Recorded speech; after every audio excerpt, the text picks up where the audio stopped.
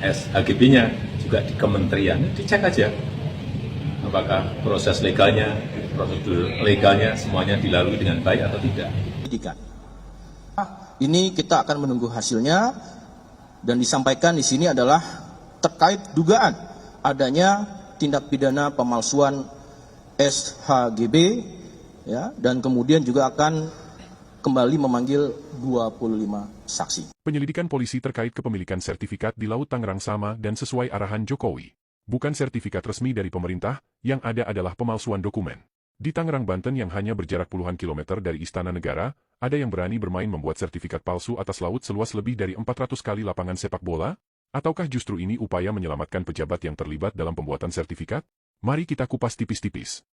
Karena kalau PSN yang terjadi di pemerintahan Presiden Jokowi yang terakhir, ini kan begini Bang Budiman, kalau saya lihat, ini semacam tukar guling kebijakan. Tukar guling kebijakan. Nah, jadi ada PSN di PIK, betul kata Bang Samad tadi, betul juga dikatakan bahwa yang PIK itu kan hanya sebagian kecil, bahkan tadi Noel mengatakan ada perhutani, tapi kan irisannya kena ke PIK. Kalau saya tukang dagang ya namanya irisan, saya jual gambar gitu, jual cerita gitu, jual bukan semua. jual semua. Nah, ini kan sebetulnya kalau kita lihat ditukar dengan masuknya mereka ke IKN. Karena IKN yang kemudian yang diharapkan investor asing masuk nggak masuk, akhirnya kan investor domestik ini yang masuk. Jadi menurut saya intinya adalah betul mungkin Presiden Jokowi menganggap bahwa Indonesia Maju itu basisnya adalah properti, membangun besar-besaran infrastruktur properti di IKN, membangun besar-besaran destinasi wisata. Ini yang ditukar guling. Nah, menurut saya kalau bicara pidato Presiden Prabowo ketika pelantikan, dia bukan itu. Tapi kalau yang dia katakan itu tentang pangan, energi, dan juga rakyat yang miskin. Jadi artinya kalau ke sana, mari kita dorong Presiden Prabowo untuk melakukan review menyeluruh. Seruan adili Jokowi makin hari makin menguat. Luapan kemarahan rakyat diserukan lewat berbagai cara. Ada yang melalui proses hukum formal seperti yang dilakukan mantan KPK Abraham Samad dan kawan-kawan yang melaporkan pejabat rezim Jokowi ke KPK. Ada juga himbauan melalui media sosial dan tidak sedikit yang menyerukan lewat coretan dinding yang kemudian oleh sebahagian media disebut aksi vandalisme karena dilakukan dengan menggunakan fasilitas umum seperti flyover, pagar perkantoran dan lain sebagainya. Namun apapun cara yang dilakukan, tujuan mereka sama. Menuntut keadilan dengan mendorong agar Joko Widodo diperiksa. Lalu apa sebenarnya puncak masalah yang membuat rakyat marah dan mendorong pengadilan untuk mantan Presiden RI ke-7 ini? Ini pertanyaan yang menarik deh. Iya, menarik. Sebenarnya kemarin waktu kita mau ke KPK itu ada perdebatan di antara kita. Masihkah kita bisa percaya kepada penegak hukum yang ada sekarang? Karena fakta di Anda datang ke sana kan? Iya, saya datang. Karena fakta yang terjadi bahwa Agung Sedayu Group ini bisa bisa mengintervensi semua proses-proses penegakan hukum yang ada. Dari mana Anda tahu? Contohnya begini. Dia bisa mengkriminalisasi sebuah kasus yang terjadi di PIK. Ini fakta. Saya punya bukti dan punya orang-orang yang sudah dikriminalisasi. Ini fakta yang nggak bisa dibantah. Saya perlu jelaskan juga ya bahwa kami mengundang pihak dari kuasa hukum dari Agung Sedayu, tapi yang bersangkutan tidak berkenan untuk hadir. Ya, makanya saya berharap sebenarnya mereka datang. Itu yang pertama.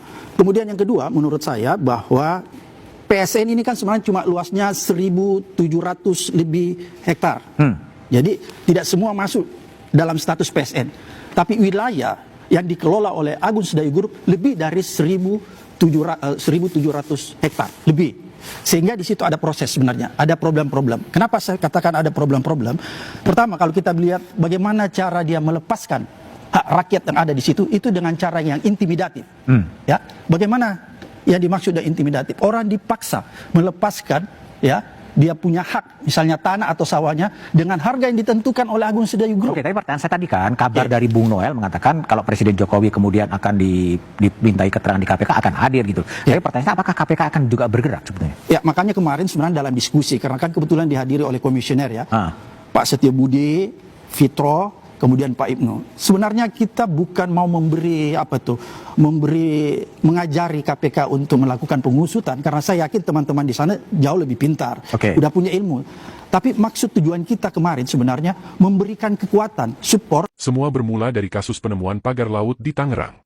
Konstitusi kita sebagaimana putusan Mahkamah Konstitusi nomor 3 tahun 2010 secara tegas melarang penguasaan dan pengelolaan wilayah laut dan pesisir oleh pihak swasta maupun perorangan. Namun mengejutkan sekali bahwa ternyata pagar laut di Tangerang yang panjangnya lebih dari 30 km, sebahagian ternyata sudah memiliki sertifikat baik sertifikat hak milik maupun sertifikat hak guna bangunan atau HGB. Usut punya usut, sesuai pernyataan Menteri Agraria dan Tata Ruang Nusron Wahid, terdapat 2 perusahaan yang memiliki HGB terbesar di kawasan ini, dan belakangan, diketahui kedua perusahaan ini terafiliasi atau merupakan anak perusahaan dari pengembang proyek strategis nasional Pantai Indah Kapuk II. Namun yang menjadi persoalan di sini adalah bukan persoalan karena wilayah laut dan pesisir dikuasai oleh pengembang PIK2 atau oleh pihak manapun.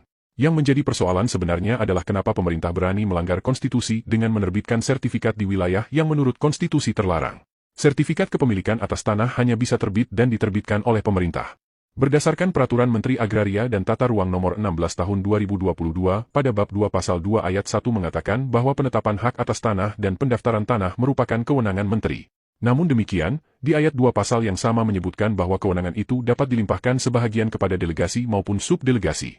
Delegasi dan subdelegasi yang dimaksud sesuai yang bisa kita baca di pasal-pasal selanjutnya adalah Kepala Kantor Wilayah di tingkat provinsi dan Kepala Kantor Pertanahan di kabupaten. Khusus untuk Kepala Kantor Wilayah di tingkat provinsi diatur di Pasal 7 bahwa kewenangan menerbitkan sertifikat hak guna bangunan di tingkat provinsi untuk perorangan dibatasi antara wilayah tanah seluas 10.000 sampai 20.000 meter persegi, dan untuk perusahaan seluas antar 30.000 sampai 250.000 meter persegi.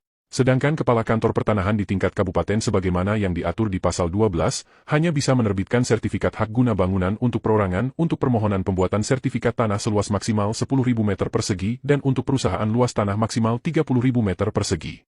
Itu berarti bahwa untuk luasan tanah di luar dari ketentuan aturan ini menjadi kewenangan Menteri.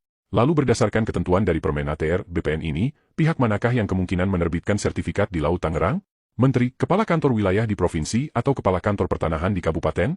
Sesuai data kepemilikan lahan yang dipaparkan Menteri ATR BPN Nusron Wahid di Laut Tangerang, terdapat 263 sertifikat hak guna bangunan yang terdiri dari kepemilikan atas nama PT Intan Agung Makmur sebanyak 234 bidang, PT Cahaya Inti Sentosa sebanyak 20 bidang dan perorangan sebanyak 9 bidang. Dari total 263 bidang ini, total luasnya sebesar 300 kali luas lapangan sepak bola atau 390,8 hektar atau setara dengan 3.908.000 meter persegi. Sedangkan kepemilikan sertifikat hak milik sebanyak 17 bidang dengan total luas sebesar 22,9 hektar atau setara dengan 229.000 meter persegi. Jika luas setiap bidang relatif sama, maka luas per bidang sama dengan 3.908.000 dibagi 263 bidang sama dengan 14.859 meter persegi setiap bidangnya. Maka total luas kepemilikan HGB atas nama PT Intan Agung Makmur sama dengan 234 bidang dikali 14.859 meter persegi sama dengan 3.477.079 meter persegi. Sedangkan untuk PT Cahaya Inti Sentosa sekitar 297.180 meter persegi. Karena total luasnya di atas dari 250.000 meter persegi, maka sejatinya sesuai dengan ketentuan Peraturan Menteri ATR BPN Nomor 16 Tahun 2022, kewenangan penerbitan ada di tangan Menteri, bukan di provinsi ataupun kabupaten. Kementerian bisa saja berkilah bahwa sertifikat itu diterbitkan bidang per bidang dengan luasan di bawah 30.000 meter persegi atau di bawah 250.000 meter persegi sehingga menjadi kewenangan kabupaten atau provinsi. Namun cara seperti ini dengan membagi-bagi bidang sekalipun pemiliknya satu, tentu patut dipertanyakan. Adalah tindakan yang sangat tidak patut mengakali kebijakan hanya karena ingin mendapatkan kemudahan. Tindakan seperti itu sama seperti membagi-bagi nota belanja barang mewah hanya karena ingin menghindari kewajiban membayar pajak negara. Lalu jika kewenangan penerbitan sertifikat ada di kementerian, siapakah menteri yang menjabat saat itu? Menurut Menko Infrastruktur dan Pembangunan Kewilayahan, sertifikat di Laut Tangerang terbit pada tahun 2023. Pada waktu itu yang menjadi menterinya adalah mantan Panglima TNI Jenderal Hadi Cahyanto. Hadi Cahyanto diketahui menjabat sebagai Menteri ATR BPN hanya 1 tahun 8 bulan yaitu dari Juni 2022 sampai Februari tahun 2024. Hadi Cahyanto menggantikan Menteri sebelumnya Sofyan Jalil yang sudah menjabat selama 6 tahun dari sejak tahun 2016. Proses pergantian Sofyan Jalil memang sempat mengejutkan publik pada waktu itu. Sekretaris Jenderal Konsorsium Pembaharuan Agraria atau KPA Dewi Kartika misalnya, menilai pergantian Menteri ATR BPN salah diagnosis. Jokowi dalam paparannya mengungkapkan alasan pengangkatan mantan Panglima TNI Hadi Cahyanto, karena dia membutuhkan seorang yang powerful menangani persoalan tanah, khususnya dalam upaya pembebasan lahan untuk IKN. Namun KPA menilai sejatinya sosok yang dibutuhkan Jokowi bukan sosok yang kuat dalam arti fisik yang akan menggunakan kekuasaan untuk merampas dan menerbitkan sertifikat tanpa menyelesaikan akar permasalahannya. Cara-cara seperti ini bukannya menyelesaikan masalah namun hanya ibarat menumpuk bara dalam sekam yang sewaktu-waktu dapat meledak. Bukan hanya pengangkatan Hadi Cahyanto yang dikritik KPA waktu itu. Wakil Menteri ATR BPN Raja Juli Antoni juga tidak luput dari kritikan. Kader PSI ini dinilai hanya sekedar memenuhi kuota politik, namun minim pengalaman dan rekam jejak di bidang agraria. Jadi jelas bahwa pergantian Menteri Agraria dan Tata Ruang dari seorang ahlinya, Sofyan Jalil kala itu ke Hadi Cahyanto tidak lebih dari ambisi Joko Widodo dalam upaya percepatan pembangunan IKN. Jokowi menganggap bahwa penggunaan mantan Panglima TNI menjadi seorang eksekutor tanah diharapkan akan berjalan cepat dan lancar sekalipun dengan cara-cara yang tidak prosedural. Kepanikan Joko Widodo akan mangkraknya IKN, sebuah proyek mercusuar yang dia harapkan akan menjadikan namanya semakin melambung di mata rakyat Indonesia membuatnya kalap. Segala cara ditempuh agar IKN dapat berfungsi sebelum dirinya pensiun. Terlebih lagi Jokowi yang selalu dibayang-bayangi dosa masa lalu, dosa besar membiarkan Wisma Atlet di Hambalang dibiarkan mangkrak hanya karena ingin menenggelamkan nama besar mantan Presiden ke-5 Susilo Bambang Yudhoyono. Jokowi ketakutan dan tidak ingin nasib SBY yang tidak dihargai di mata rakyat akibat mangkraknya proyek Hambalang akan berulang pada dirinya jika sampai IKN mangkrak. Namun sampai pada awal tahun 2024, tanda-tanda IKN akan selesai masih jauh dari kenyataan. Investor yang dijanjikan ternyata hanya bualan semata. Jokowi diambang keputusasaan lalu melakukan terobosan mengangkat anak SBY, Agus Syarimurti Yudhoyono menjadi Menteri ATR, BPN menggantikan Hadi Cahyanto. Langkah ini dinilai tidak lebih dari upaya merayu SBY agar mau melakukan rekonsiliasi melupakan masa lalu. Walau kemudian AHY menerima tawaran ini, tapi faktanya, dalam kasus terbitnya sertifikat inskonstitusional di Laut Tangerang, AHY menolak untuk bertanggung jawab. Dari untaian peristiwa ini tidak salah kemudian kalau pengamat ekonomi Yanwar Rizky menilai bahwa terbitnya sertifikat Laut Tangerang adalah hasil barter penguasa dengan investor. Penguasa menerbitkan sertifikat Laut Tangerang, dan barternya adalah investor bersedia membantu menyelesaikan IKN. Tapi itu kata pengamat. Jokowi punya pendapat yang berbeda. Jokowi mendorong penyelidikan untuk mengetahui apakah prosedur terbitnya sertifikat laut sesuai prosedur atau tidak. Dengan kata lain Jokowi ingin mengatakan bahwa sertifikat yang ada itu belum tentu sertifikat resmi yang diterbitkan pemerintah. Dan nampaknya gayung pun bersambut. Dalam konferensi pers, Karopenmas Divisi Humas Polri Brigjen Pol Trunoyudo Wisnu Andiko menyebut hal yang sama seperti penyampaian Joko Widodo. Kasus sertifikat Laut Tangerang adalah kasus pemalsuan dokumen, bukan kasus penerbitan dokumen resmi oleh pemerintah. Sekarang rakyat tinggal menunggu. Siapakah yang akan menjadi tumbal atau dikambing hitamkan menjadi pembuat dokumen palsu? Pagar laut, kasus soal pagar laut mungkin Pak Jokowi punya komentar kan banyak yang mengkaitkan pada saat pemerintahan Bapak dan sebelum-sebelumnya gitu Pak. Ya, yang paling penting itu proses legalnya. Prosedur legalnya dilalui atau tidak. Betul atau enggak betul. Itu kan proses dari kelurahan, proses ke kecamatan, proses di kantor BPN kabupaten.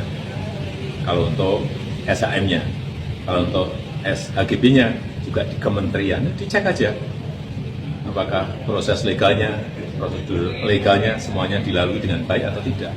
Dan itu juga tidak hanya di Tangerang, di Bekasi, juga ada di Jawa Timur, dan di tempat lain. Saya kira yang paling penting cek itu, investigasi itu. Ya. Gelar disampaikan oleh Dirtipidum Bareskrim Polri menyatakan untuk statusnya dinaikkan ke penyidikan. Ini kita akan menunggu hasilnya dan disampaikan di sini adalah terkait dugaan adanya tindak pidana pemalsuan SHGB. Penting untuk mengawal kasus ini jangan sampai kejadian seperti kasus Sambo terulang kembali. Demi melindungi pejabat yang lebih tinggi, bawahan dikorbankan dengan kompensasi tertentu, dan membiarkan pelaku sesungguhnya melenggang tanpa dosa. Benarkah kepala desa Kohot menghilang karena takut? Atau justru sedang menjalani proses karantina di Gembleng di Kawah Chandra di Muka? Wallahualam.